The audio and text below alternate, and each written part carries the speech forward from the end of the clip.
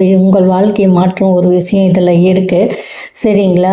அடுத்தது என்னன்னு பார்த்தீங்கன்னா, என்னை யாரும் சப்போர்ட் பண்ணலை, முயற்சி செய்தால் நம்ப மாட்டேங்கிறாங்களே அப்படின்னு சொல்லிட்டு நினைக்கக்கூடாது. யாரும் சப்போர்ட் பண்ணாத போது நாம் என்ன செய்யணும் அப்படிங்கிறத இந்த வீடியோவில் பார்க்கலாம். கவலைப்படாதீங்க, யாருமே சப்போர்ட் பண்ணலன்னு பல பெரிய வெற்றிகள் சப்போர்ட் இல்லாமல் ஆரம்பித்தவங்க தான் அடைந்துள்ளனர். அதனால் இந்த வீடியோவில் யாரும் சப்போர்ட் இல்லாத போது எப்படி முன்னேறலான்னு பார்க்கலாங்க. வாருங்கள் பதிவுக்குள் போகலாம்.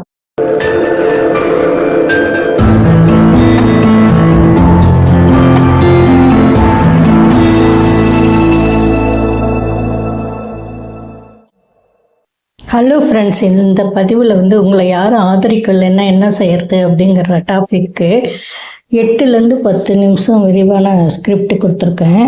விரிவாக பாருங்கள், உங்களுக்கு பயனுள்ளதாக தான் இருக்கும். வணக்கங்க எல்லாத்துக்குமே.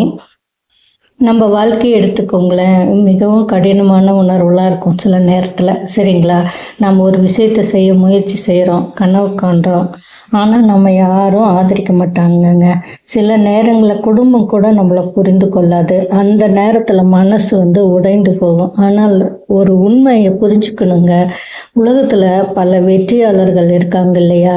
அவங்கள யாருமே ஆரம்பத்தில் ஆதரிக்கவே மாட்டாங்கங்க.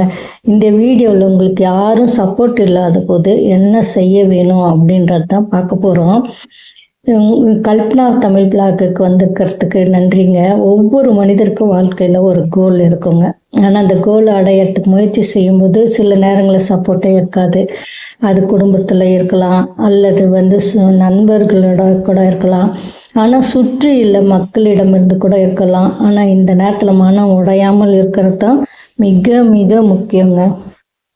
4-5 விஷயம் நம்ம சொல்ல போகிறோங்க. இதில் முதலாவதாக பார்த்திங்கன்னா, உங்களையே நீங்கள் நம்ப வேணுங்க. மற்றவர்கள் நம்மளை அப்படின்னா கூட நாமே நம்மளை நம்பணும். நம்மளுக்குன்னு ஒரு கனவு மனசில் இருக்குது இல்லைங்களா? அதனுடைய மதிப்பு நமக்கு தான் தெரியும். ஆனால் அதனால் தன்னம்பிக்கை மிக முக்கியம் இல்லைங்களா?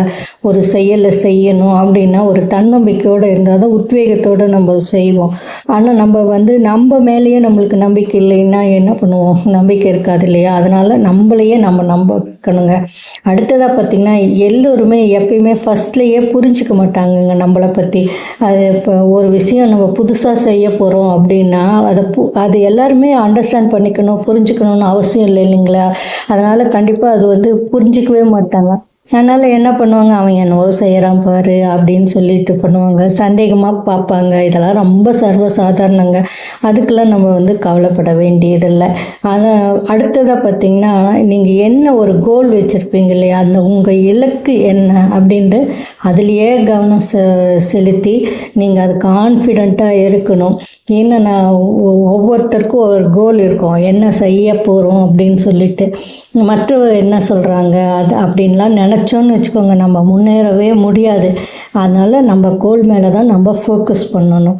ஒவ்வொரு நாளும் சிறிய முன்னேற்றம் செய்தாலும் அது பெரிய முன்னேற்றத்துக்கு கொண்டு வருங்க. அதனால் கண்டிப்பாக நான் கோலில் ஃபோக்கஸ் பண்ணுங்கள்.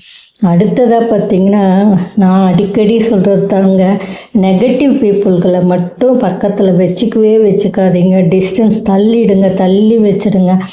ஏன்னா அவங்க எப்போதுமே டிஸ்கரேஜ் பண்ணுவாங்க, நெகட்டிவாக கமெண்ட்ஸ் பண்ணுவாங்க. இந்த மாதிரி பீப்புளில் வச்சிட்டோம்னா என்ன ஆகும், நம்மளுக்கு ரொம்ப டிஸ்டர்பாக இருக்கும் இல்லையா? அந்த மாதிரி பீப்புளில் கண்டிப்பாக மனிதர்களை தள்ளி வச்சுடுங்க. அடுத்தது என்ன அப்படின்னா, இவங்களுக்கெல்லாம் எப்படி நம்ம பதில் சொல்ல போகிறோம்? நம்ம வெற்றி தான் அவங்களுக்கு பதில். மற்றவர்களோட ஆர்கியூ பண்ணிவிட்டு நான் இதை செய்ய போகிறேன் அதை செய்ய போகிறேன் அப்படின்லாம் நிரூபிச்சிட்ருக்கணும்னு அவசியம் இல்லை. நாம் உழைச்சி முன்னேற ஆரம்பித்தோன்னா அதை பார்த்துட்டு அவங்க ஆதரிக்க கண்டிப்பாக ஆரம்பிப்பாங்க. அதுதான் நம்ம வெற்றியோடு இருக்கும்போது கண்டிப்பாக அவங்களும் சப்போர்ட் பண்ணுவாங்க, ஆதரிக்க ஆரம்பிப்பாங்க. அதனால் எடுத்த உடனே யாருமே நம்மளை ஆதரிக்கலை அப்படின்னு டிஸ்கரேஜ் ஆகாதீங்க. இந்த 4-5 விஷயத்தை ஃபாலோ பண்ணால் கண்டிப்பாக நம்மளுக்கு உத்வேகமாக இருக்கும். யாரும் ஆதரிக்கலையே அப்படின்னு சொல்லிட்டு பலவீனமாக நினைக்காதுங்க. அதை ஒரு மோட்டிவேஷனாக எடுத்துக்கோங்க.